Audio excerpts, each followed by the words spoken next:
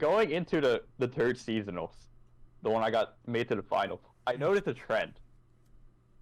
Whenever I played deep, I would beat all the American players. I would lose to all the European players. Like every European player I would play again, they would like 2-0 me on deep, and a couple of the Brazilian players would do the same thing. So I started thinking, I was like, okay, I love playing deep. I only lose to European and a handful of Brazilian players. The European players aren't going to be in this tournament. All I have to do is dodge the Brazilian players, which I did do. The Pacific Brazilian players that beat me on deep, I managed to dodge. I actually did lose to Mendes, a Brazilian player that made it to the top 32 on deep. But he too owed me on deep in the opens. Oh my god, so that stayed true for quite some time. For them just having that skill set against deep. How wild. That's actually that's really unique, honestly. I would have never expected like a whole country's community to be so good at playing against a certain deck, but wow.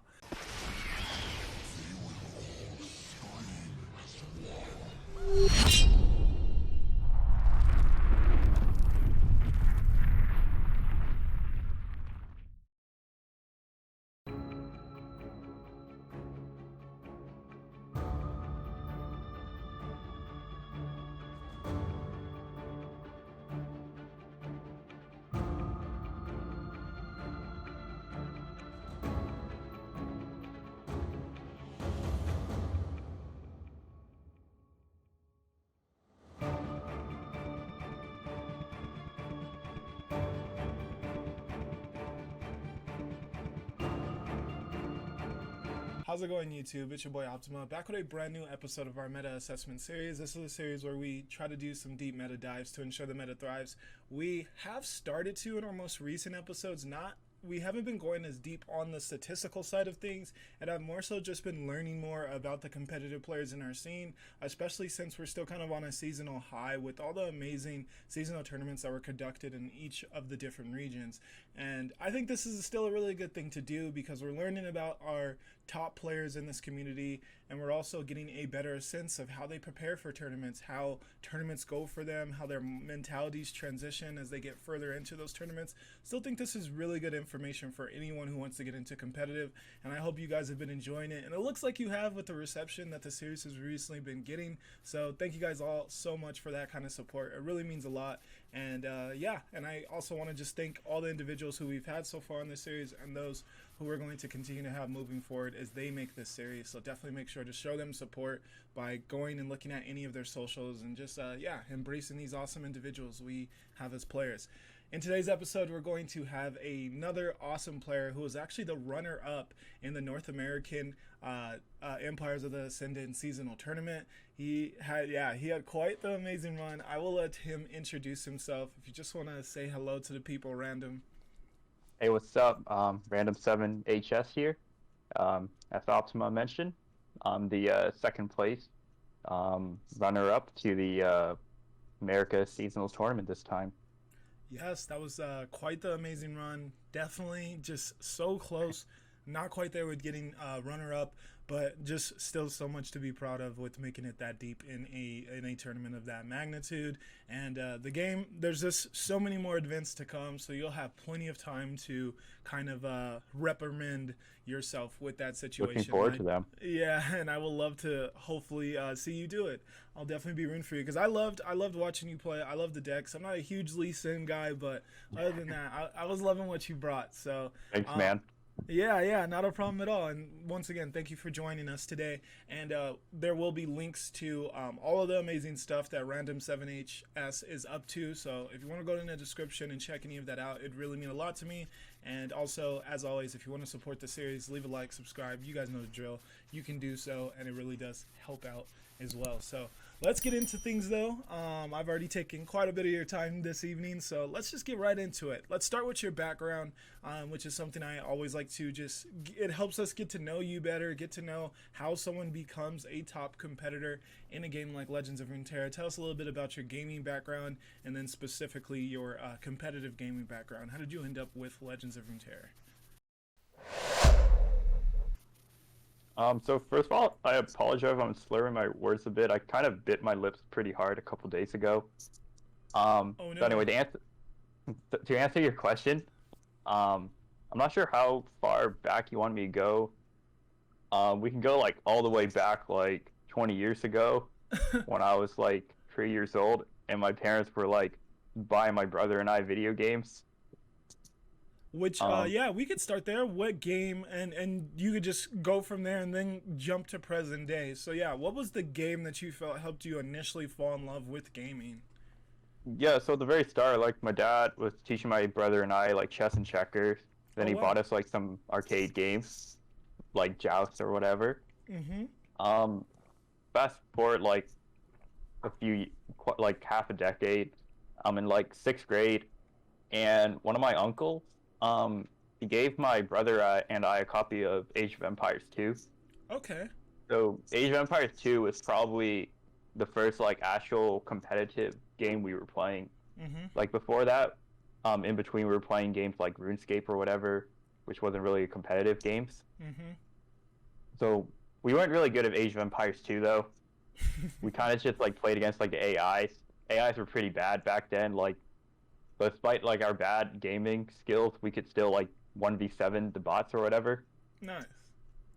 So, after that, um, my brother and I, we got really into Yu-Gi-Oh!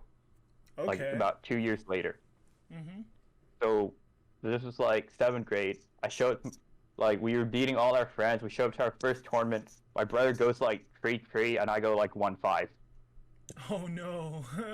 So I got trashed. Yeah. So yeah, my brother got lucky because all his decks he's like were actually really good. We're actually like an anti-meta pick in the tournament meta at that point.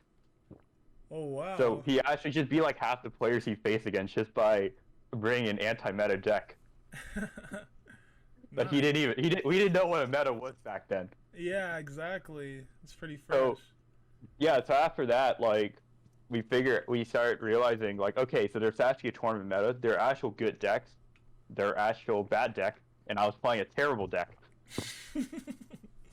So then eventually, like a few months later, I get my first like top at a locals, like a top 8 cut. I was playing like Gravekeepers or something.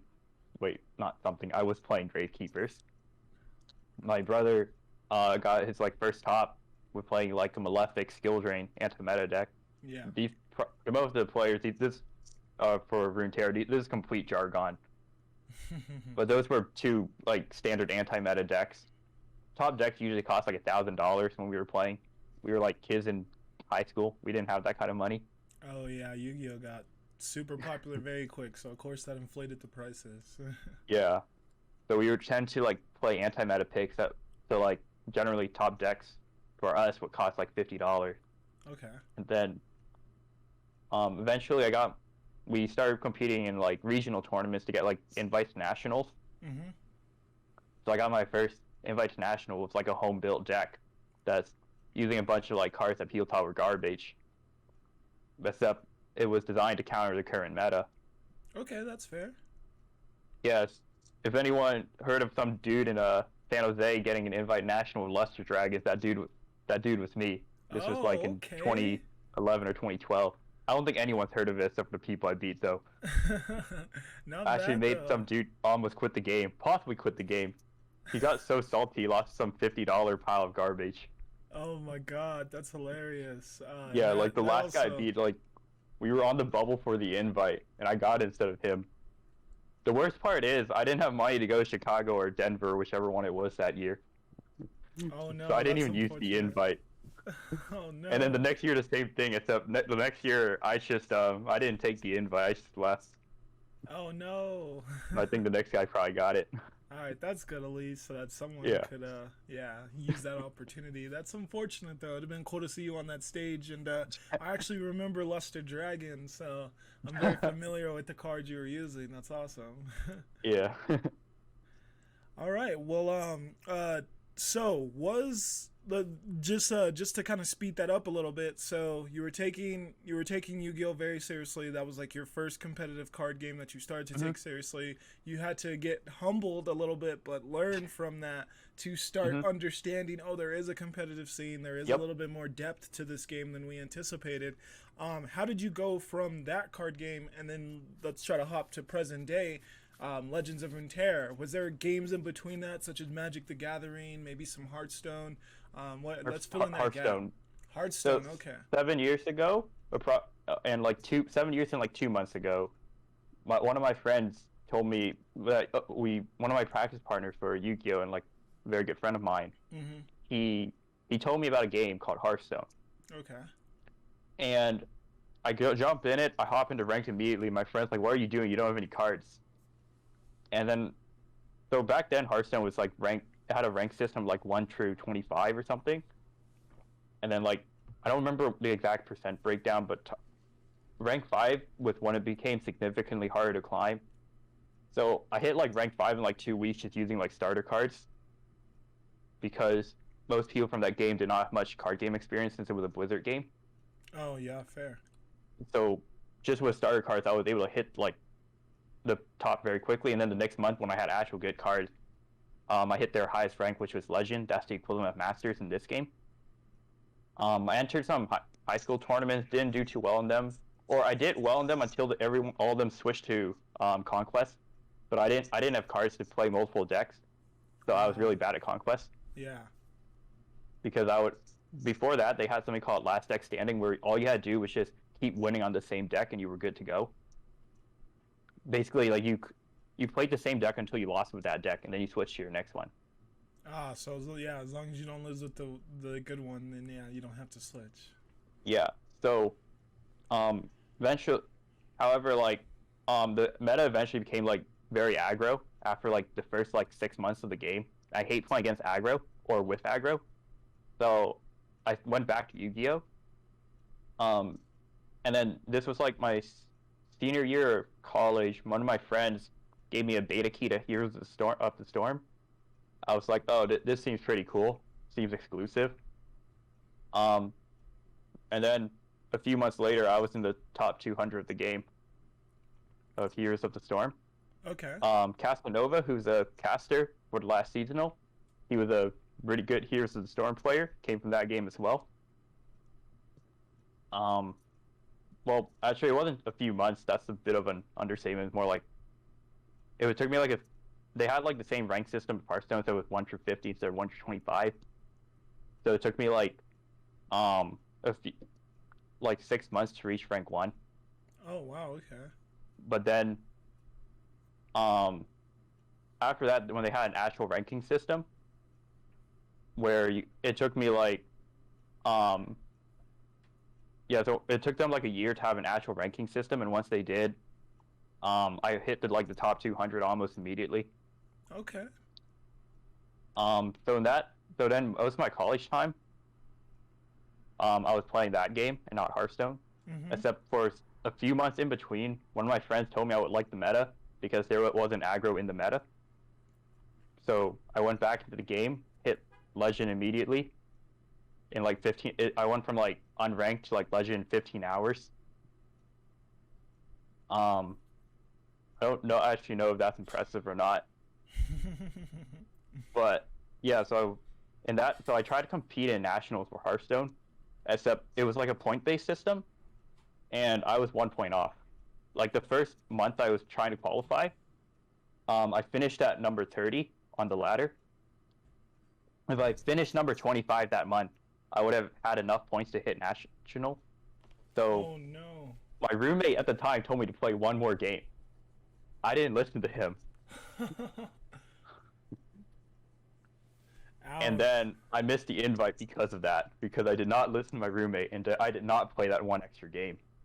Ouch, that's tough, man. That's really tough. But yeah, after that I quit Hearthstone like permanently. Never touched the game afterwards. Yeah, that would leave a sour taste in my mouth too. Yeah, and I just preferred Heroes of the Storm, except I was just better at Hearthstone. Okay. So what happened after that? Did you quit Heroes of the Storm? How did we eventually find Legends of Runeterra?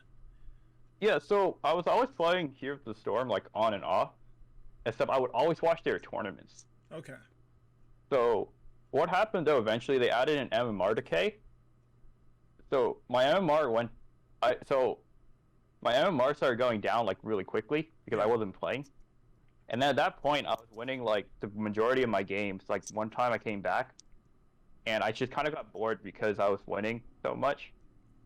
Because like it's like oh wait, Runeterra uses the same ladder system. So like I felt like I DK'd into like Diamond or something Mm-hmm. from like Grandmaster, from like the top 200 down to Diamond, and the games just felt boring at that point. So I was gonna wait until they reset the ranks again to start playing.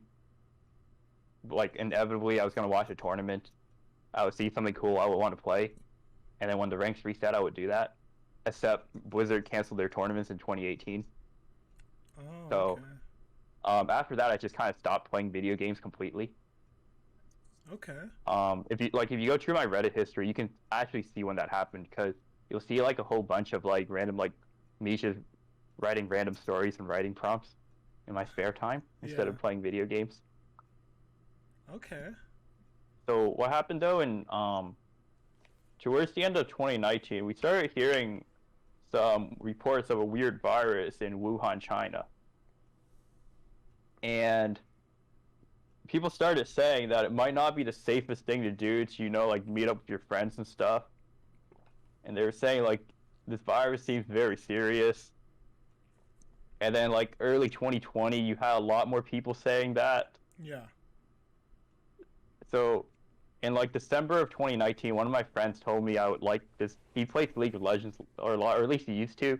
He told me you would like Legends of Runeterra. So eventually, it becomes open data, and at this point, everyone's like, "Oh yeah, this pandemic's pretty serious." So I wasn't meeting up with my friends a lot at that point because I was like, "Yeah, it seems like a serious thing." Yeah. So I downloaded the game with my brother. Rather, my brother downloaded it first, and then he taught me how to play. We hit like masters like almost immediately because Okay. similar to the start of Hearthstone, most of the players were from, in this case, Riot, which didn't have a card game before. Since for the most part, most people I know that play this game, they found out about it because they played other Riot games. Most people I know, they only hear about this game when I tell them about it, unless, like I said, they played other Riot games. And Yeah. so, Same here. and so then let's fast forward a bit. About a year ago, May of 2020, I find out this game has tournaments because I'm on Reddit and I see a post on r/lore competitive asking why are people not talking about tournaments here. And then someone was like, "Wait, there are tournaments. How do I sign up?" Followed the link to Discord to Duels of Runeterra and signed up for my first tournament. Got top 16, and then 3 tournaments later, I got my first win. Okay. Thank you for going on that rundown of your journey with getting to this point because you had quite the history, especially all the competitive gaming that you already had under your belt by the time you got into Legends of Runeterra. Real quickly, just to wrap that up before we start talking a little bit more about seasonals, what would you say was one of your early "this game feels good" moments with Legends of Runeterra? From the moment day one, my brother was playing through the tutorial. I was like, "This looks like Magic the Gathering and Hearthstone combined with all the bad stuff removed." Ooh, okay. That is a very high praise statement there for Legends of Runeterra, and that's what you want to hear. Awesome stuff. Um, is there anything else, quality of life, that you also that was kind of such as the fact that you can obtain cards without spending loads of money? Anything else that really caught your eye? So in Hearthstone, I didn't have issues with obtaining cards at the start. It was only when I started taking breaks from the game that I issued. Because in Oh, okay. Hearthstone initially, you could just play Arena, which is like the Expedition equivalent. And if you were good at the game, cards were basically free. So for my brother and I, we never had issues getting cards at the start of Hearthstone. Okay. And it was basically the same in this game. Like, they changed the Expeditions reward later, but when we started playing, like, we just grinded Expedition. and like we would just keep winning. Awesome. And So it was these the same thing in cards- Hearthstone and Arena. We would just keep winning. Nice. So Awesome like stuff. card specifically, I honestly think that it, like I know you say it's easy, but for like a lot of my friends, they actually quit the game because they couldn't play deep. Because like they saw me playing deep, they wanted to play deep, they realized they could not play deep, and they quit the game. No, that was the only deck they wanted to play? No. Think about it. You're friends with Random7hs. All he does is play deep. That's like when you see your friend play a game, what's the first thing you want to do? You want to play their deck, right? True, but I feel like I don't know. I took on the identity of like using my own unique decks, like especially like when I played against my brother and like Yu-Gi-Oh and stuff. I used to love always like if he's using zombies, I'm using dragons. If he's using magicians, then I'm using something else like or warriors. Like it was fun doing something different than him. So maybe I have a different take on that, but that's interesting that they were like, oh wait, this guy can make this work, but I can't. All right, this game sucks. Or Okay, I'm to be done with fair it. to my friends, it wasn't just the fact that I was playing it.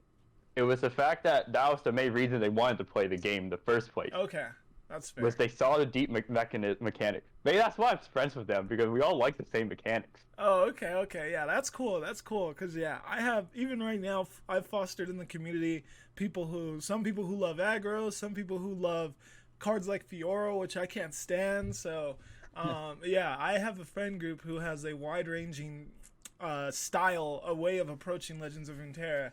And it sounds like, yeah, you guys had your one little way of wanting to do things. So that's quite interesting. Thank you for taking us on a journey down memory lane. And once again, a very high praise statement about how you early on felt with Legends of Runeterra. And I think that's a pretty common thing for a lot of people. Started the game, started playing it, it felt great. And yeah, then we ended up here where we're either making content or you're having the seasonal run that you had on it or just enjoying this game at this level. And quite an awesome community that's now been fostered around it as well. So yeah, let's just hope for the best moving forward.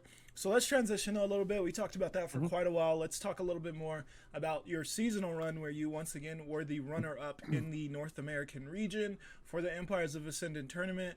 Talk a little bit about your previous accomplishments, how you what you were able to accomplish before this point, and then how you felt going into this tournament. Did you feel like you had a legitimate chance due to what you had been able to do so far in Runeterra? And yeah, and then also, what is your preparation like? Do you have a friend group where you're always kind of doing scrimmages and stuff, or do you just ladder? How do you go about preparing for a tournament of this feat? So yeah, just start though with your previous accomplishments, and then we can transition more into preparing exactly for seasonals. Okay, so like I said, back in May of last year, I learned there were community tournaments, and first one I played in, top 16. Yep. 3 tournaments later, got first place. Yep. 3 tournaments later, got second place again. Oh, wow. In that one. Then after that, I had a whole bunch of like top 8, top 16 finishes. Yep. Highest I got though was like top 4, until like after the second place one. Okay. So the second place was at the end of Rising Tides, which was my favorite meta. Okay. Which is probably why I was doing so well in tournaments as well. Because I loved the meta back then. So let's fast forward, I guess, to the start of the first seasonal. So first seasonal, 2 weeks before it, I published an article on Reddit, and I made a deck I call it Feel the Mina. Basically the meta was you had a bunch of Shadow Isle Freljord deck playing Feel the Rush. Instead of using Shadow Isle Freljord, I used Ionia Freljord, so I could play a card called Mina Swiftfoot. And my LP just shot through the roof when I played that deck. Shortly after, a lot of the cards I used, like Trundle and Wording Stone, got nerfed. This was like 2 days after, or something after I published like the Reddit guide. My deck immediately got nerfed, and Feel the Rush, which was what I thought to be the best matchup on the ladder, got nerfed as well, and it disappeared off the ladder. And then my LP shot up even faster, because there was a new deck called Go Hard. Oh, yes. And Feel the Mina was like a perfect counter to Go Hard. Oh, wow, okay. And I just almost never lost that deck. I shot up like 200 LP like almost instantly. Okay, nice. And at that point, I was like, I'm feeling pretty good about the next seasonal. Um, so, so then the first seasonal happens. I end up going 4-1 because what happened was I brought Gohart, Feel the Mina, and Anivia. I lost to either, I don't actually remember the number. Actually, probably pronounced either. Since it's an AE. Yeah. And I think, yeah, so either, and I don't really remember the numbers at the end, so I apologize for that. No worries. Which is really bad since I also have a number at the end of my name. Yeah, so I lost either. He was playing like an anti-Gohart list of Ionia Aesol, Trundle Ezreal, and a Gohart list playing Pick a Card, so it's tech for the mirror. Oh, wow. Because the reason Pick a Card is so good in the mirror, it's because it levels up your Twisted Fate and it gives you card advantage, which is relevant in the mirror. Yeah. The original lists of Gohart were in fact playing Pick a Card, but most lists took them out after I don't remember who it was. Zero. I hope I pronounced that right. Zverro. He posted a list on Reddit that did not run Pick a Card. He only ran Glimpse Beyond and Gohart, so that Zap Sprayfin would have at least a 50% chance of picking Gohart up. Oh, yeah, so then that's when all the talk about do we need to nerf Zap Sprayfish started to come up, because it was just getting these super impactful cards, especially Gohart cards. So Aether did a really smart meta pick where he expected everyone to play Gohart, and he teched his Gohart list. He took one like the original list. Like he was playing Twisted Fate Fizz. Yeah. Which, instead of Elise, which is what a lot of the early Gohart lists were doing. Like even before like the Field Arrestioner, if you would see a whole bunch of Twisted Fate Fizz with Pick a Card. Yeah. Like that was like the primary list on the ladder. Mm-hmm. And then he played that in seasonal. And my Gohart list lost to that.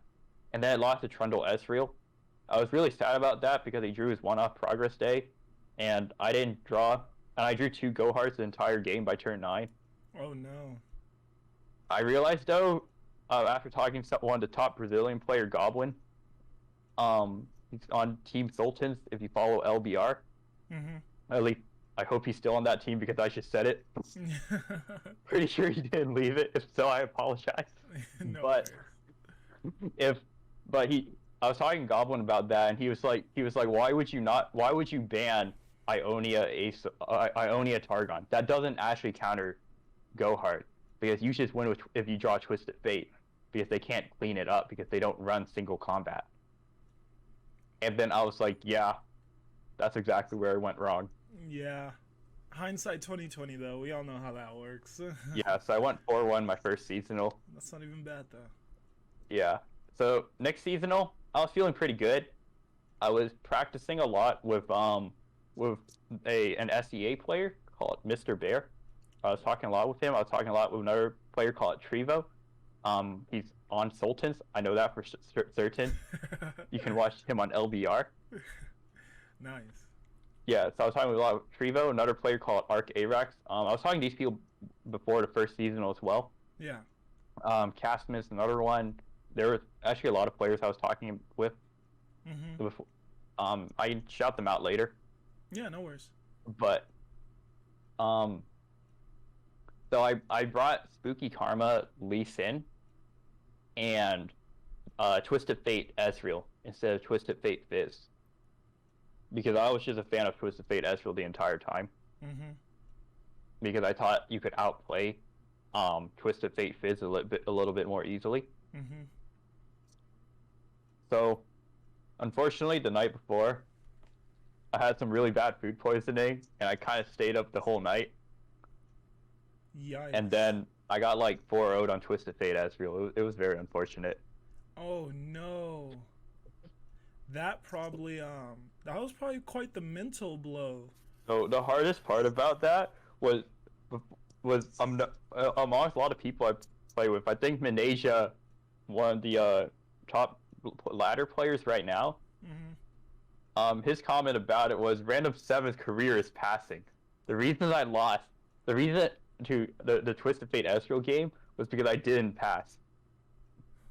That was the worst part about it all. No. Was I got kicked out of the tournament because I didn't pass. Oh When no. when Manasia was always talking about how much Random7 loves to pass. Oh, how And then- ironic. Yeah.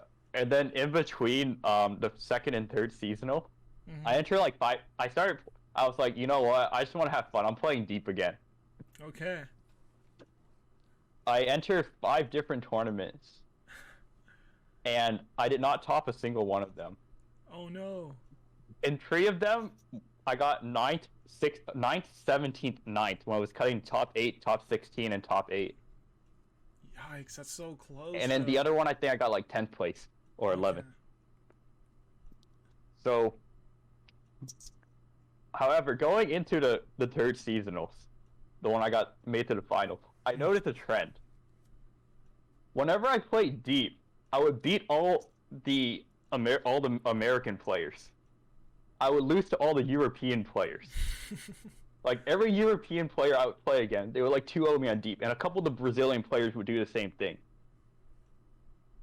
So I started thinking, I was like, okay, I love playing deep. I only lose to European and a handful of Brazilian players. The European players aren't going to be in this tournament. All I have to do is dodge the Brazilian players, Yeah. which I did do. The Pacific Brazilian players that beat me on deep, I managed to dodge. I actually did lose to Mendes, a Brazilian player that made it to the top 32 on deep. But he too owed me on deep in the opens. Oh my god, so that stayed true for quite some time. For them just having that skill set against deep. How wild. That's actually that's really unique, honestly. I would have never expected like a whole country's community to be so good at playing against a certain deck, but wow. That's interesting. And it really also, I think, and this was something that we alluded to in my last meta assessment, where we discussed how different it is, because we had Hipster Waldo on, who actually won the European seasonal tournament, and he was talking about how different, because he was so concerned with TLC as the best deck going into the Empires of Ascendant seasonal, and prior to that I talked to Blue God, who obviously is in our North American region, and he was so concerned with Thresh Nasus. So it really gives us a bigger picture of just how different players are when you get to those different countries, and just how the mentality also changes a lot too, as far as what they're worried about, how the players play against certain decks, where the skill sets lie. So that's really interesting to hear that. Honestly, I did not know that Americans didn't have it against deep, but everyone else did. So I think it's because like a lot of like the top streamers, and a lot of them are English speakers. They were all saying deep is garbage. Which is fair, yeah. Yeah, I mean, I called it before a tournament. I called it a tier 3 deck. Okay. Like, and I'm someone that I said that like even before all the like the C scare stuff, I had an 80% win rate on ladder with it. Oh my and lord. I still called it a tier 3 deck. Oh my lord. Yikes. Yeah, I think, I don't know what it is about deep, but yeah, something about the way it has to win, I guess, just kind of strays people a little bit off of giving it that much hype. I know some people are starting to feel like, oh, Maokai's just too slow for this meta, so it can't be good because Maokai's not that good. And then you started seeing the list that were removing him from deep to try to speed things up a little. So yeah, I kind of understand where the downplaying of deep was, but at the end of the day, we had a double deep finals where there was 2 deep decks at the top final of the North American seasonal tournament, so it shows that the deck is really good. But I think more so it shows that the deck's good once you get to that top 32, where you're just kind of seeing those more typical decks and you're not seeing this wide array. Because I think the biggest thing that holds D back and why people sometimes stray away from it is that they're afraid of its bad matchups getting exploited, but against the best decks it generally tends to have a decent bit more consistency. Yeah, so the thing about deep is, and why I called it a tier 3 deck, is so that was in. So when I hear tier list, I usually assume people are talking about ladder. It could be incorrect. So I called it a tier 3 deck because it's exactly what you said, that it has a lot of bad matchups, and depending on how you build said deck, the bad matchup changes a lot. Yep. So going into this tournament, I was like, okay, what matchup do I want to beat? I want to beat TLC #1. Like I wrote an article before the tournament doing a meta analysis, and I said that TLC and Thresh Nasus were going to be the two most popular deck. Most common lineup you would have TLC, Thresh Nasus, and something else. I thought that something else should be Zoe Lee Sin, except I thought that most people would not bring Zoe Lee Sin. In the open rounds, I faced 9 TLC players, except one of them mischecked in. So I guess 8 TLC, including the guy that mischecked in. I saw 9 TLC, 6 Thresh Nasus, and 0 Zoe Lee Sin. So yeah, your hunch was correct, sir. Yeah, so I geared my deck to beat TLC, and it paid off massively. Yeah, and that was a good game plan. The Watcher still feels like one of the least interactive things that can happen in the game, but if you know that, then you can really try to work your entire lineup at being able to beat that, especially if people were going to bring a lot of it. And yeah, you made a really correct call there, so congrats to you for that, honestly. Thanks. Yeah, so my lineup was Zoe Lee Sin, Deep, and TLC with 2 Catalysts of Aeons. So my thinking was I would always just 2-0 TLC. Because Deep beats TLC, Zoe Lee Sin beats TLC if you are better at Lee Sin than they are at TLC. And I was confident I could win a TLC mirror. I did not drop a single TLC mirror the entire tournament. Oh wow, good stuff. Did you have any specific techs? I saw some Ruination and stuff. I know some lists like to bluff Ruination more, but obviously you can't really do that when they know your deck list. Did you have anything that you felt really helped out in that mirror? I didn't clog my board up. That's literally it. Oh yeah, and that's a huge deal, and it's something that's hard to, I would say, avoid with that deck, because you got the landmarks, you got the thrall, the frozen thrall that Lysandra puts down. Yeah, it could be very easy to do so. But yeah, sounds like you were pretty well versed for that situation and that matchup. Good stuff, man. So just to move on from that a little bit more, I just want to say, as you were preparing specifically for that seasonal, did you scrimmage your friends a lot, or were you laddering a lot? Just how exactly did you get your preparation done for the seasonal? So I finished the ladder at number 14 on the Nice. Americas ladder. Yeah. So then the problem with practicing on the ladder for this tournament specifically Yeah. is that 1, you get seeded. 2, if you go 7-2, whether you top or not is based on your seeding, and you want to finish you have to be in the top 12 seeded players if you go 7-2. Yeah. Top 12 up to 7-2s. So what I did when laddering was I would look at the people that were climbing up in ranks, and I would look at the people above me. For the most part, a lot of people were stagnating. Like, they weren't playing the game because they were too scared to pulling a Mo. No. So what I did was I was like, okay, do I think the 12 people above me might finish 7-2 or higher, including the people that are still climbing up? So I did that assessment, and I was like, I think all of these people might finish 7-2. I was wrong about most of them. I think I actually finished as the highest seed at 7-2. Oh wow. I knew 4 of the people above me were Smurfs from other regions. Or, I guess in the case of Cephalopod, from the same region. Okay. Yeah, so I was actually slightly wrong about that. I expected, everyone to finish 7-2 in the top 12. But then you had, people like Nick Makes Plays that missed check-in. You had Bruce by God missed check-in as well. Yeah, that was tough. I felt so bad, especially for Bruised by God. I watch a lot of his streams, so yeah, I was definitely pulling for him to at least be able to compete. That was pretty sad to see. Yeah. But obviously worked in your favor, so once again, congrats there. And you did the assessment. That's honestly really interesting to hear that you were assessing the players above you to realize, all right, how much harder do I want to go with this? And as far as getting me seated in a good position for seasonals. To add more info to that, so It ended up, I think, for EU and NA, it was both top 45 made it in, that were 7-2. I think SEA was somewhat similar. I have no information on Asia. Thank you.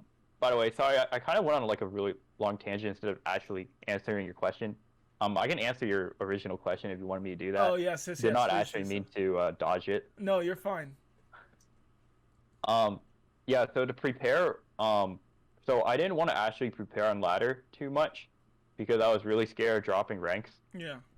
So I was kind of I was literally RNGing between playing deep TLC Zoe Lee Sin and Zoe Piltover Targon, the Rubin pile, Yeah. as many people call it. Yeah. So I was really scared. So to settle my brain, I was actually rolling a dice. Figuratively, I used random.org to decide what to queue. So instead of that, what I was doing was I was talking to a lot of players and scrimming with them, like Christmas time, with someone that I practiced Zoe Lee Sin against Ash with. I talked lineups with a lot of people. Trevo, Arc Arax, Mr. Bear. There's an LBR team. LBR is a Brazilian team tournament. Yeah. There's an LBR team called Wiggly Wombats. I talked lineups with them a lot. We did some scrims together. I remember like one of the players, Seku, taught me that Lee Sin actually has to see the spells resolve in order to get barrier. Like literally the exact situation that lost me the finals came up in scrims against him. Oh wow, where that's insane. where I Zenith bladed and then I casted a second spell thinking it would get barrier and then it didn't get barrier and my Lee Sin died. Oh no. But so I actually am part of a practice team called the Wiggly Wombats that compete. Except I don't actually compete in the tournament with them, but I kind of help them prepare and stuff. Nice, nice. And then there's just like a whole bunch of other players. Moving to the top cut, Adele, who finished second in SEA last time, top 16 this time. Was and a Gigas who finished top 4 this time. Mr. Bear, like I said already, they were like huge practice partners for me because like I work full time on the West Coast, so a lot of the players I talk to are on East Coast time, or in the case of like Trevo's on Brazilian time. So by the time I get off work, it's really late for them. But that's when people in Southeast Asia are getting up. And like right when I sleep, it's when a Gigas gets up, so we're able to get a lot of games in, like in like the right before I go to bed, and right when he gets up. Nice. Yeah, I'm well aware of all those players. So awesome that you had such a really talented, well-versed group of players to be discussing things with, to be practicing with, to be just throwing ideas off of each other. I think that stuff is very invaluable, and that's where I would like to see just a ladder more kind of centered for tournament play, just something so that the average player who maybe doesn't have access to that same plethora of resources, as far as good players who know these decks and who have well-rounded thoughts on the meta, if you don't have that, if you don't have people to go to like that, it would be nice to maybe have like a tournament ladder that kind of mirrored the tournament meta a little bit more, so that these players without that friend group like that can still get some pretty solid practice, because I'm noticing consistently all these players who do really well generally at least have a decent group to practice with on a consistent basis. Thank you for explaining that. Really appreciate that. Let's talk a little bit more about your top 32 run, because you did kind of go over in the open rounds. You ran into a ton of TLC, so deep worked out. You got into top 32. How did the mentality change as far as, do I think I can really do this now? Is it feeling more real? And then maybe just give us a little bit of a rundown on how things went, just because we kind of talked a decent bit now about the preparation part. So just a little bit of a rundown about how things were going in the top 32 as you crept closer to finals, and then we can definitely jump right into how exactly you felt going into finals. So yeah, tell us a little bit about top 32. So first of all, to add on to what you were saying about tournaments, the tournament ladder, the way I met most of these players were actually just competing in community tournaments a lot. Yeah. Like every 2 weeks, like before this meta, like every 2 weeks I would play in a tournament. Nice. Sometimes like every weekend. Yeah. And so going to the top 32, the biggest question I had was whether or not I wanted to change my lineup. So like the first half of the week, I just spent like the biggest thing was I was playing Zoe, Targon, or Zoe Piltover Targon with Adele, and by the end of it, we were both like, nope, we're not touching this deck for seasonals. The ironic part was that was the deck I lost to in the end. Yeah, that is pretty ironic. Yeah. The other big question I had was, I was talking to Raxitos about this because Arc Arax and Extasio, so these people are on a team called Oxygen, Yeah. which is a Spanish team. Mm-hmm. So Arc Arax and Extasio were huge on no Maokai Deep. They're actually the reason I started testing those two and Stolen Conch and Minasia. Those were like, and I guess, and Raxitos, those were the 5 people that I was like, okay, I should cut a Maokai and try it out.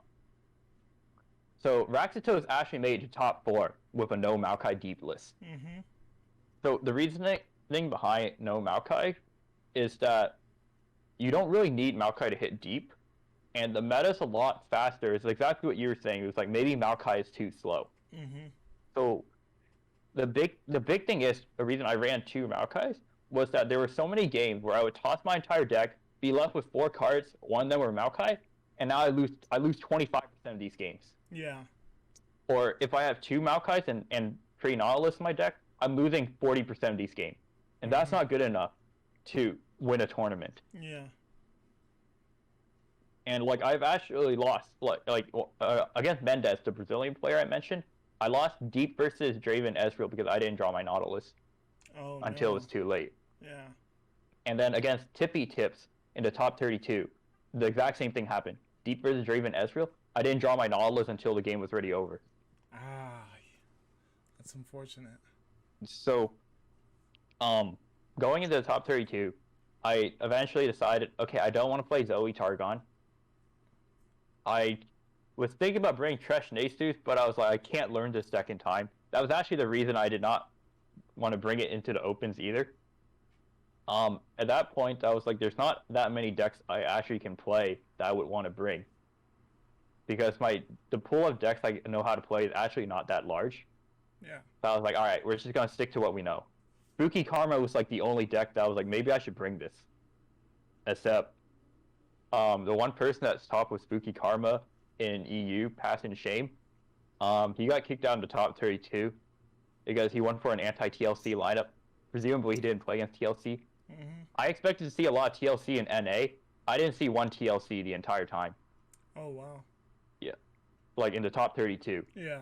I also expect to see a lot of ASOL decks, which I did see in the finals.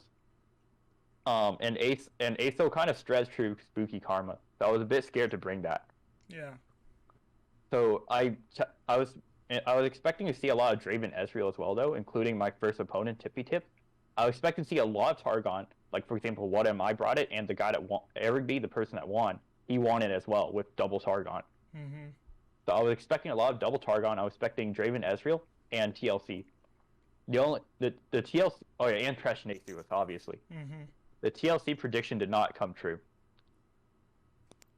Yeah. So 2 of my decks actually had a good matchup in the Tresh Nasus. Only Deep does not. Mm-hmm.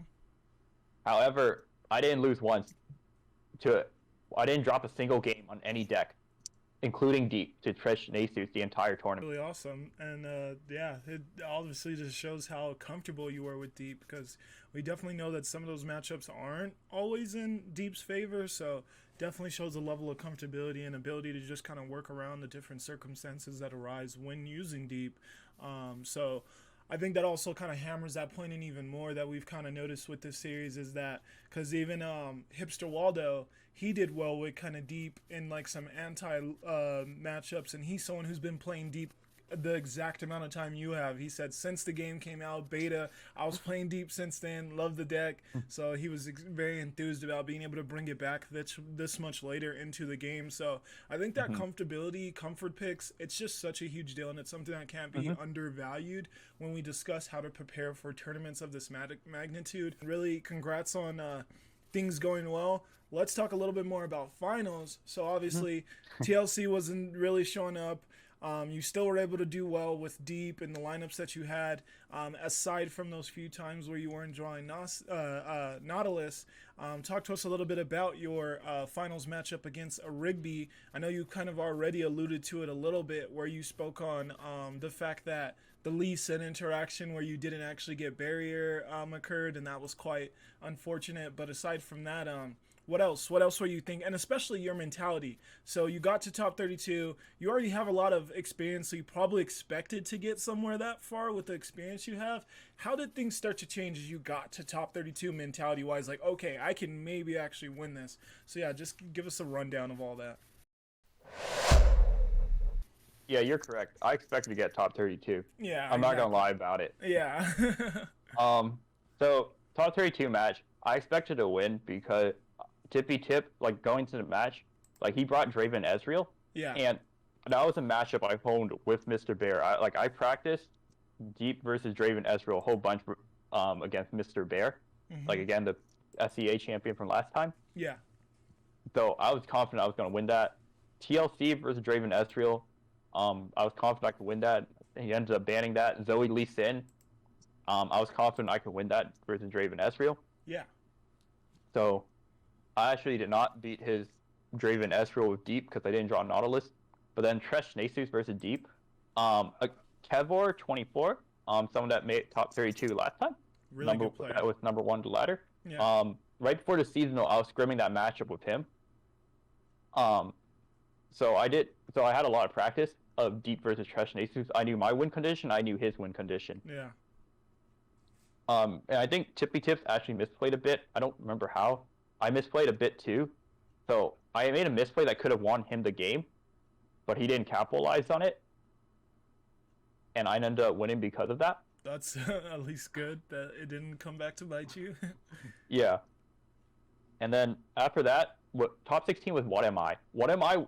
So going to this tournament, the top 32, I looked at the list. There are 2 players that I've never beaten before in a tournament. Black Boss and What Am I? These are people that has consistently beat me every time we met in a tournament. Not on ladder, but in tournaments. Yeah.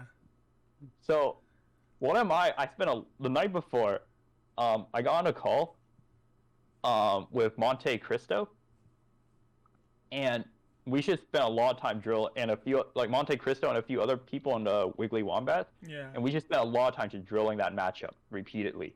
Okay, good. Like good. Deep versus Targon, we just played that repeatedly.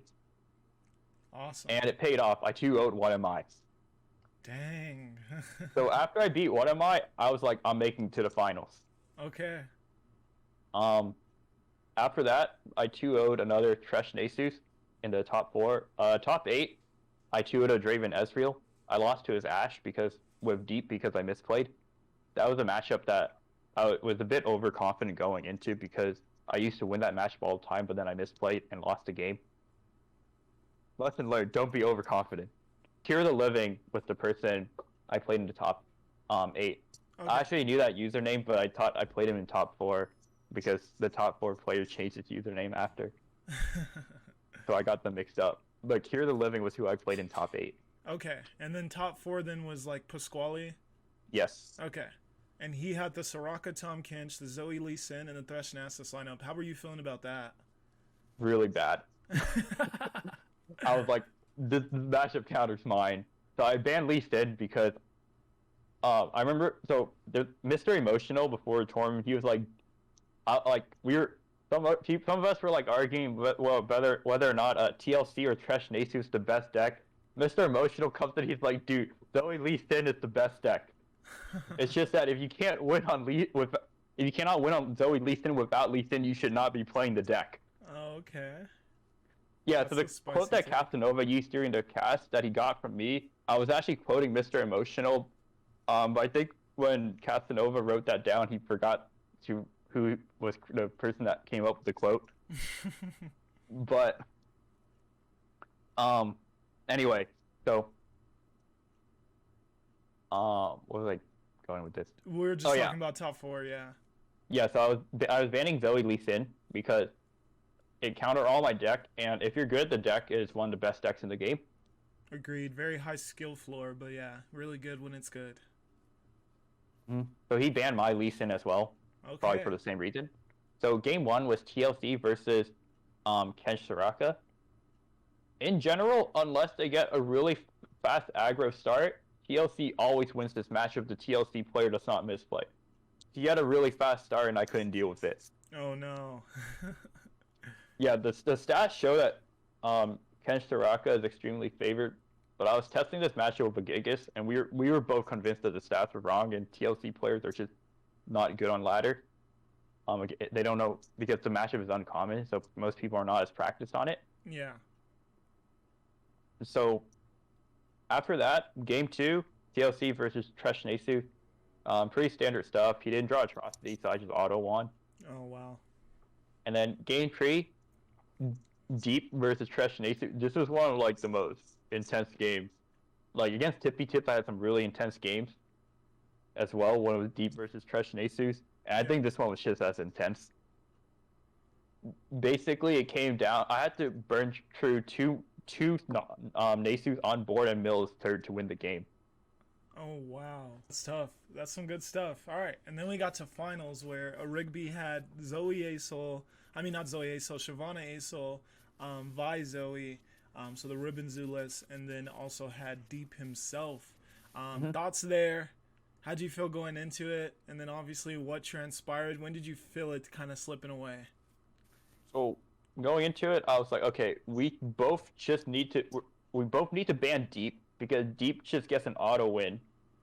So for him, Deep will get an auto win against my TLC, and his Deep ran one more Maokai, so his Deep was favored. So I was like, I have to ban Deep because Lee Sin's my only good matchup against it. Yeah. And then I was like, he has to ban Deep too because Deep beats all of his lists except for Deep, and he would expect me to ban Deep. Yeah. He ended up banning TLC, which is actually makes sense because TLC also has a good matchup into both his Targon decks. Yeah. So, that I was thinking ban Deep because I thought Deep was more consistent in TLC, but I haven't done any statistical analysis on that. Yeah. I was like, Targon can beat TLC if TLC doesn't draw Lissandra, versus even if Deep doesn't draw Nautilus, they can still win. Yeah. So anyway, he bans TLC. So game 1, Deep versus Dragon. I didn't brick and I won the game pretty easily. Nice. Okay. I said on Monte Cristo stream that I think Deep versus Zoe Aso is more favored than Deep versus TLC if they don't play Judgment and you know the matchup. Okay. So after that, the infamous Zoe Lee Sin versus Dragons. I was feeling really good. I had a Lee Sin. I am not used to drawing Lee Sin that often. So I was like, I won this game when I saw the Lee Sin. Yeah. And then turn 77 Eclipse Dragon. I have my Lee Sin on board. He's at 3 mana. I have 5 mana left. I'm like, okay, if he hushes my barrier, he can't kill my Lee Sin because he only has 3 mana left. And that was the only thought going through my head. If he hushes the barrier on my Lee Sin, he can't kill the Lee Sin afterward.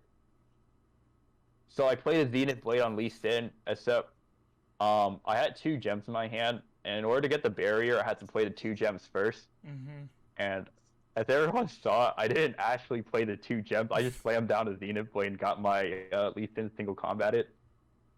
Ouch. Yeah, $6,500 brain fart right there. Yeah, but that's just we all know hindsight. It's very easy to be like, okay, you should have done this, but all the pressure. Dude, in my brain, I thought my Lee Sin already had a barrier. Because, like I said, the only thought going through my brain was, if he hushes my Lee Sin's barrier, he can't kill it. Yeah. My brain was like, Lee Sin has a barrier right now. But I didn't actually play the 2 gems to get the barrier yet. It's easy to make oversights like that, so yeah. It makes sense.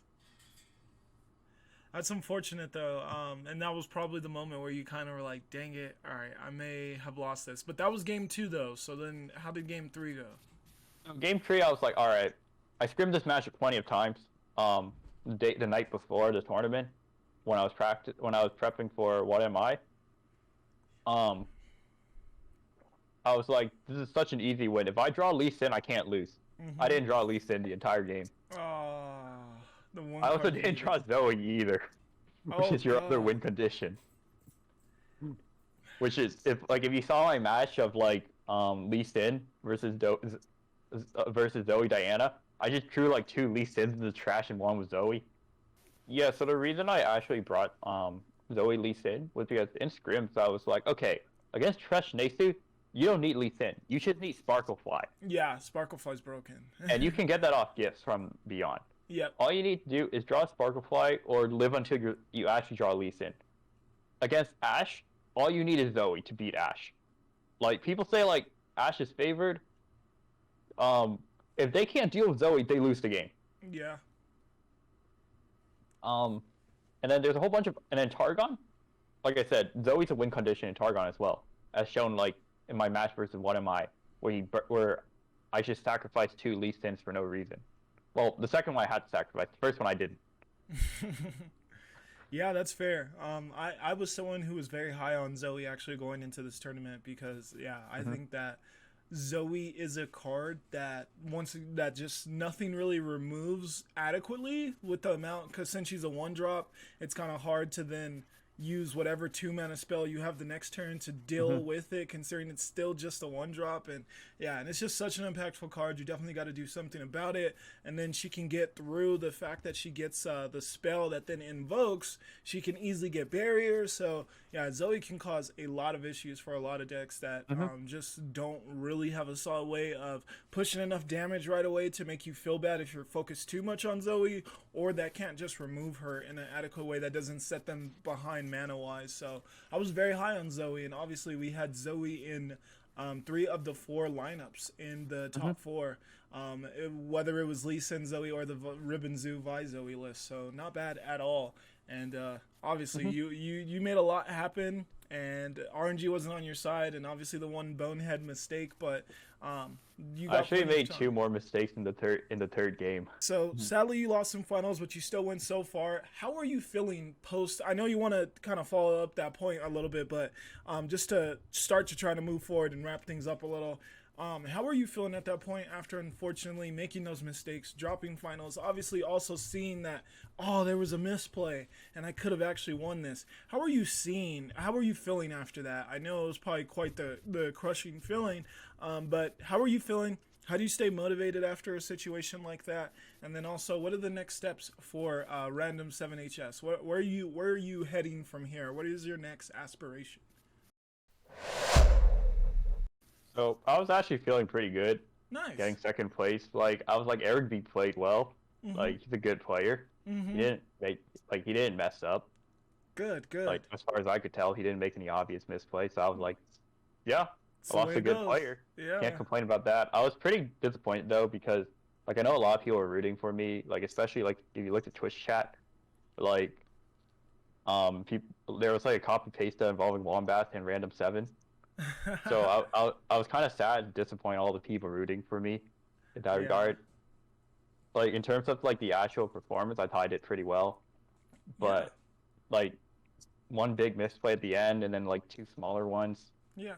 That in all honesty, like a 25% chance of winning, like probably wouldn't have happened anyway. Yeah. Sparklefly, like I said, he had to hush when I checked the replay after. Yeah. So I didn't really. Like, at best, I had a 25% chance of winning that game. So I wasn't too concerned, like I said.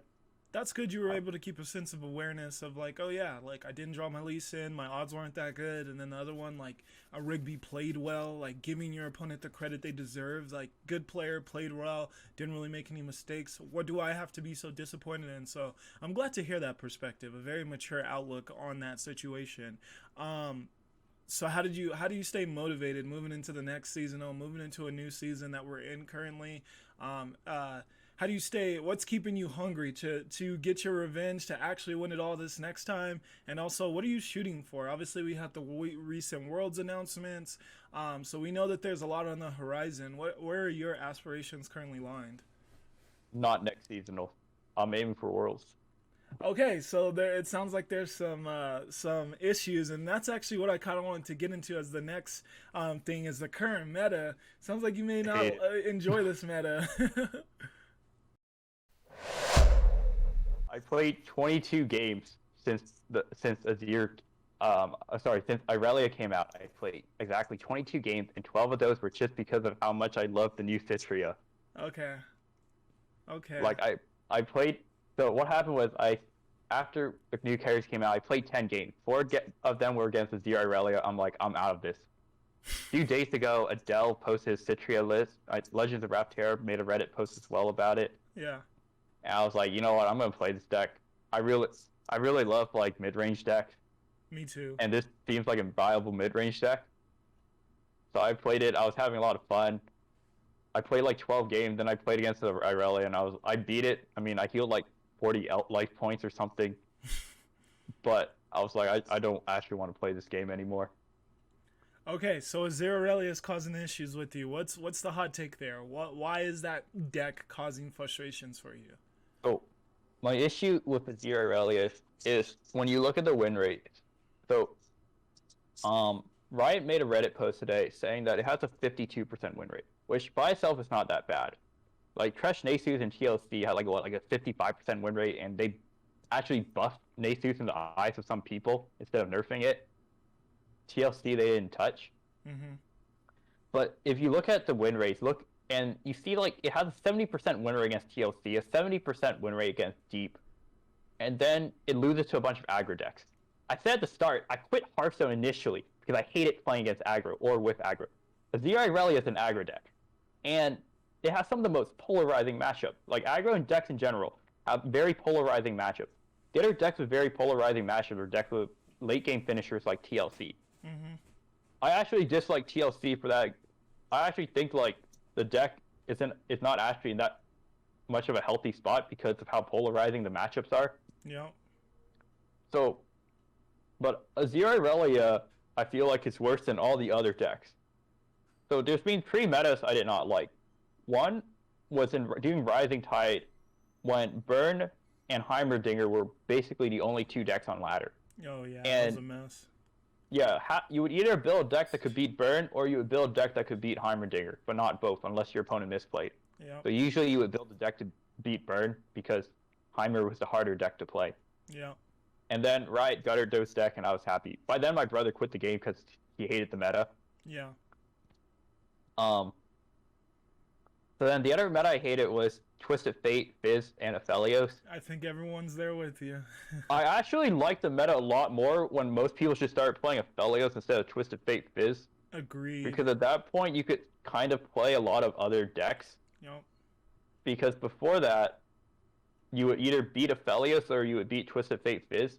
When you have a one-deck format at the top of Masters, you can actually just play counters to Aphelios, and then the meta becomes a lot more diverse. Mm-hmm.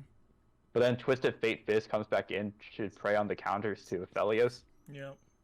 So if it kept going, you would have this cycle, which I wouldn't like. Yeah.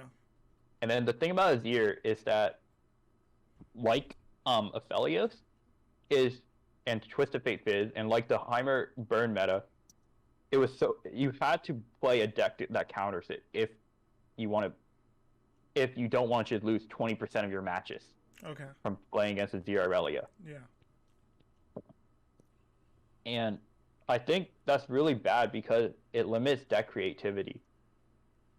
So recently I haven't been as creative decks as I used to be. Like Field of Minnow was the last relevant deck I made. I used to play a bunch of meme decks on ladder, but since ladder started mattering, I haven't done that as much. Yeah. Because like it's really easy for me to create like a deck that goes like 50% of the time on ladder, but that's losing LP since you gain 15 and lose 25 at the top of Masters. Yeah, that's tough.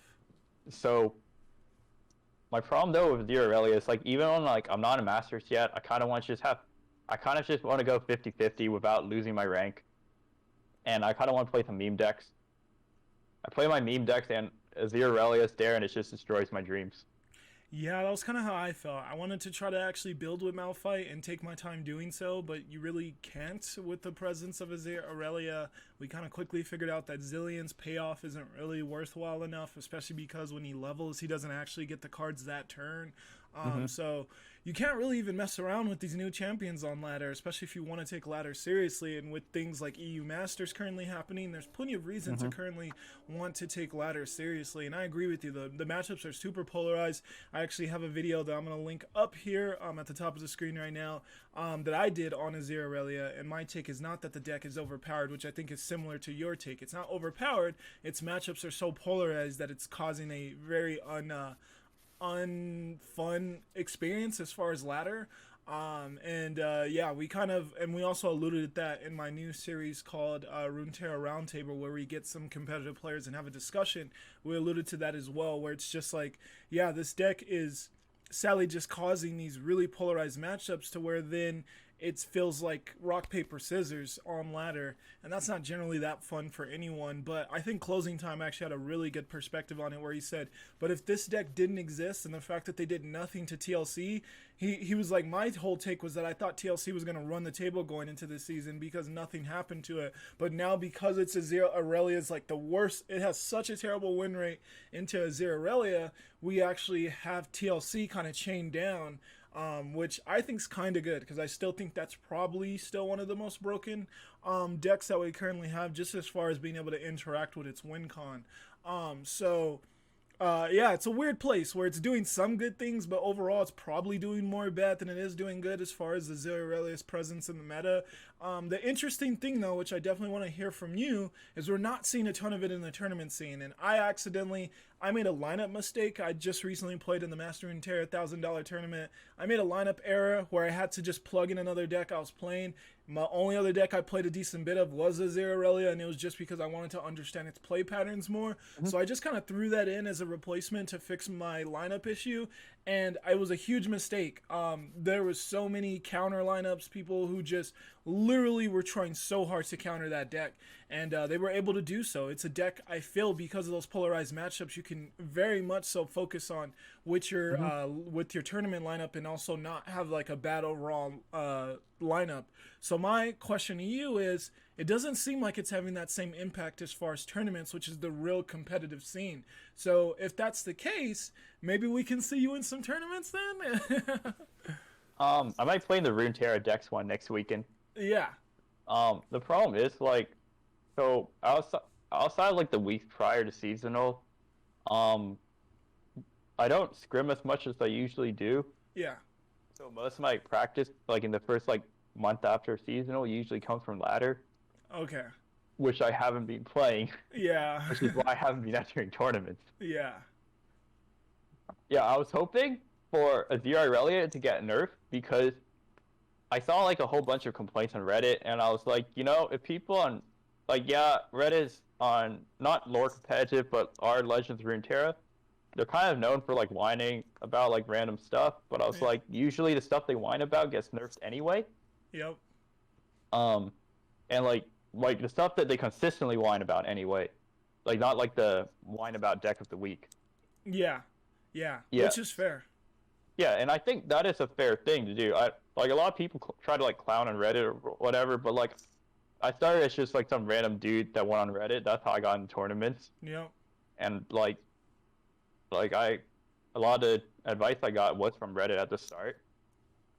And like I think if a lot of people are disliking a deck, like consistently over time, and not just like you have like one post at the top of Reddit saying this deck is bad, but if it's consistently for like 2 weeks straight, I think you might have a problem.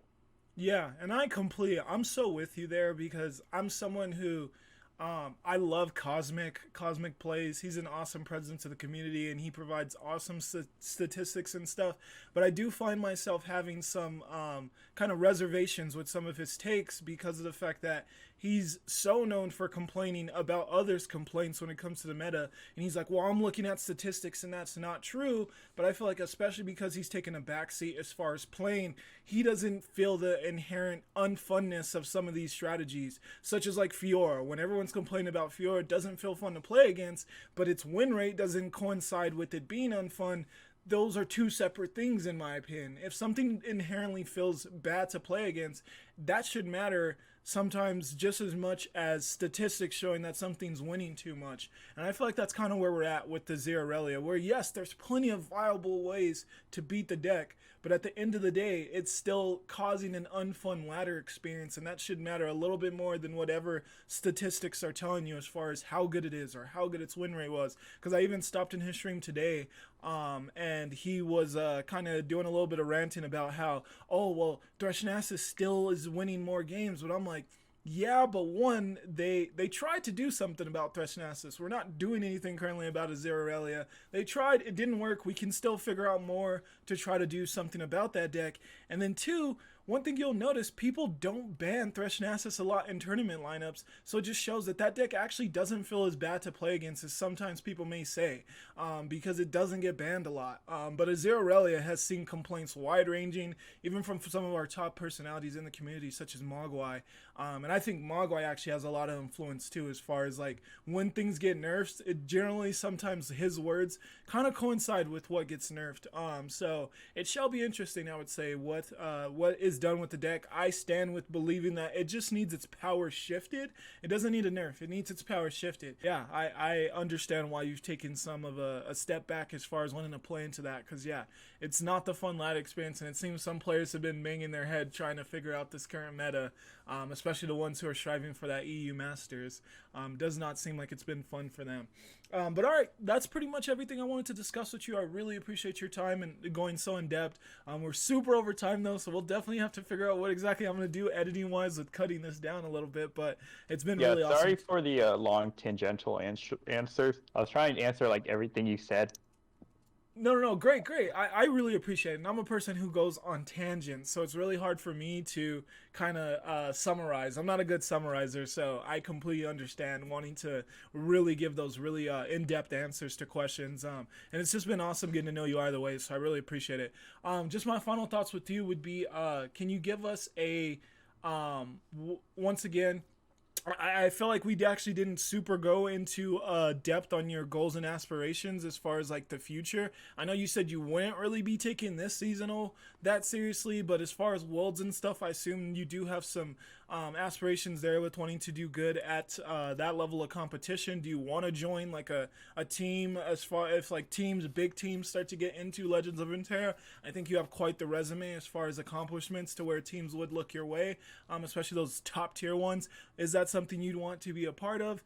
And then lastly, what is the direction you want to see Legends of Runeterra go? Have you been satisfied with, since you've been playing so long, have you been satisfied with everything, or is there certain things you would like for them to clean up, as far as final thoughts?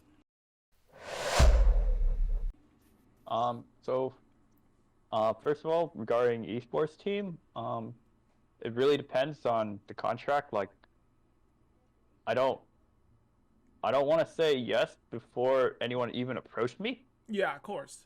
So I don't really want to comment on that. Like, okay. I've been approached by like organizations that are now defunct, like that would say stuff like they're trying to get sponsored, and then they disband because they couldn't find sponsors.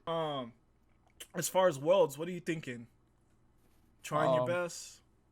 Yeah, I just want to try my best. Ideally, I get to the international parts of it. Yep. Since it's called Worlds, I kind of want to play.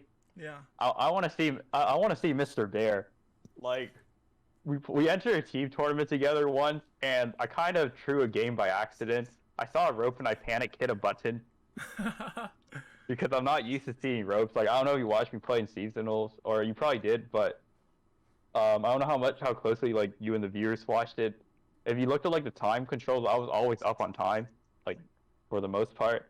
I'm not used to seeing ropes, so I was playing with him. We were discussing a play. I saw a rope and I panicked. So I want to see Mr. Bear. I want to redeem myself. I want to see him on a world stage. I want to meet Random7hs versus Mr. Bear in the finals.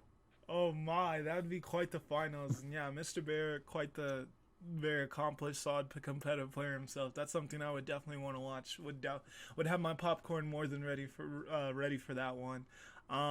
That's awesome to hear. And yeah, you just going into to Worlds wanting to do your best, and I hope you can do so. Lots of money on the Thanks. line, so yeah, of course, and lots of money on the line, so quite the incentive to want to do well at that stage. And then once again, possibly we can see those esports teams getting involved either right before then or after, once they see like a big legitimate tournament like that be ran for this community. So yeah, I'll say interesting things on the horizon. Is there anything else? I know some people have had some complaints that they've kind of discussed with the way the way balancing has kind of changed over time. There's been a lot of opinions on that. Do you have any thoughts there? Do you think they're balancing the game correctly? Has it deviated a little bit from what you fell in love with? What are your thoughts there? Yeah, I think I'm on the side of like Mogwai on this. Not completely. Not on everything he says, but like Boulevard. Boulevard had like a long Twitter post about how he wishes that the balance decision were more often. I think the biggest factor for me is that I don't find the play patterns of aggro decks fun, and they consistently release aggro like decks and then nerf them like a month later, and I really dislike that. It, especially when an aggro deck like a Zero Rally becomes this popular, I really dislike the meta when that happens. The other thing is like a lot of times you have late game finisher that they will eventually nerf, or they'll power creep it out. Like in the case of Field Rush, they never needed to nerf because they printed Lissandra. And Field Rush, they did actually nerf like a month later Yeah. when they nerfed like all the failure at ramp cards. Yeah, which is very true.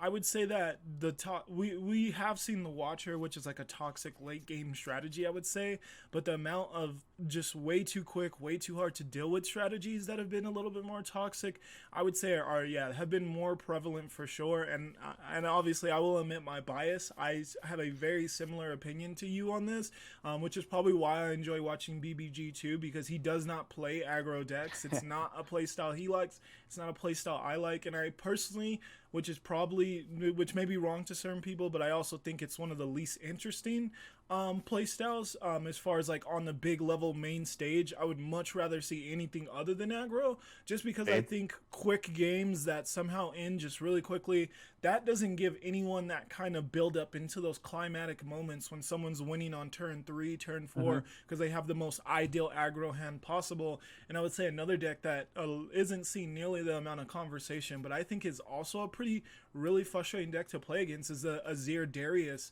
or just a Azir Noxus deck, where it feels like if that deck even slightly high rolls you, there's so many decks that just can't even do anything about it, just because of how quickly that deck can just overwhelm you. And then it's just throwing those what's the 5-mana card that deals 4 damage? Decimate. There we go. Yeah, Decimate. Then it just throws Decimates, which you can almost not answer and also stabilize on the board. So that's also a one that's kind of been frustrating to me, and also why I've generally, for the most part, stayed away from Noxus as a region, because it harbors the most aggro strategies, which is why I love LeBlanc, because she's not as aggro, and it forces it gave us Noxus in a little bit of a different way, but still, I'm with you with a lot of that. I want them to understand how at times aggro can really make the rest of the game start working in a way that's unfavorable to the game as a whole. But we'll have to see what steps they take, because it's hard making everyone happy. Obviously, there's people who love aggro, so it's hard making everyone happy. But my other issue with aggro is that people love it because it has a low skill floor. It's the most straightforward way to play the game, so then it's easiest to understand and do well with aggro. I think still to this day, Spiders, which is one of the first decks I made because it's so cheap to make, has one of my highest win rates, and it's just it's very easy to understand how that deck's supposed to work. So very interesting. I hope they also consider that as well, but I know there's some kind of hurdles for them. I'm excited for Worlds and stuff though, so still lots to be happy about, and I really enjoyed this conversation with you, man. If there's any things you want to shout out, any people you want to shout out, I know you do your series on Reddit, which really is an awesome series. I know you may have saw my comment on there. Anything you want to shout out, you could do so now. First of all, thank you and your reviewers, and again, I apologize for the tangential answers. No worries. Shout out to everyone that helped me prepare for last seasonal. Yeah. Shout out to my family and friends that got me into video game. Yes, sir. At the very start. Yeah. a shout out to the person that got me into lore. But yeah, and then shout out to I think I mentioned pretty much every single player, either individually or as part of Team Wiggly Wombats. Yes, sir. That helped me prepare. Shout outs to all the TOs for all the community tournaments. Oh, That yes. is probably yes. the biggest reason I was ever able to connect to these people. Shout outs to the casters, and the organizer for the Riot events as well, and the casters for the community tournaments. Yeah. And then finally, just shout outs to everyone that has supported me and watched my games on JDoza stream or read my articles. That your support is very appreciated. I actually tried to sneak a thank you into one of Giant Slayer's videos, but they cut my answer. Oh no! When they were asking what would winning the seasonal mean to you. All right, well, you were able to do it now, so that's awesome. Yeah. And you do writing for, if you want to shout out those platforms so people can check you out. Yeah, so I write a lot of articles on reddit.com/r/lorecompetitive, and but specifically they link to Runeterra, ccg.com. Yes. You can find those articles you can filter by my name. Can I just send you a link after? I think you mentioned you're going to place into the description. Yeah. So there'll definitely be links to all of that stuff, Twitter, anything you want to support Random7hs on. You will be able to do so in the description of this video. So definitely, once again, he came here. He's providing us this awesome video where we get to understand a top player like himself better. So make sure you guys support this community's awesome players and just really awesome individuals. I will say the thing I'm loving with this series and just with the other collaborative series I have is every time I'm just meeting some very nice, welcoming individuals who also have stories of being so welcomed into this community and finding their kind of those people who they vibe with. And it seems like Runeterra, one thing that I could say, has a very healthy community, and I hope that that's something that they can continue to have moving forward. Even if people try to complain about the Reddit complaining, I would say that if the worst thing we have is people complaining or being quick to complain on Reddit, then we're doing pretty well. So I'm guilty of that too. Like I said, I'm a random on Reddit. Random7hs, so your name even says so. All right, man. Well, thank you for your time. I know it's quite late now, so thanks for rambling with me for this much time. I really appreciate it. Awesome getting to know you. I hope we could have plenty of future conversations, and I'll be looking out for you. Maybe maybe later this season. We'll see if things get a little more healthy. But at least on that world stage, with which is where you really want to be at as a competitive player. So good luck there. And until next time, that's it from us here on YouTube. I will see you guys in the next meta assessment. Definitely show your love to the series if you enjoy it. And for now, that's it. Peace out, everyone.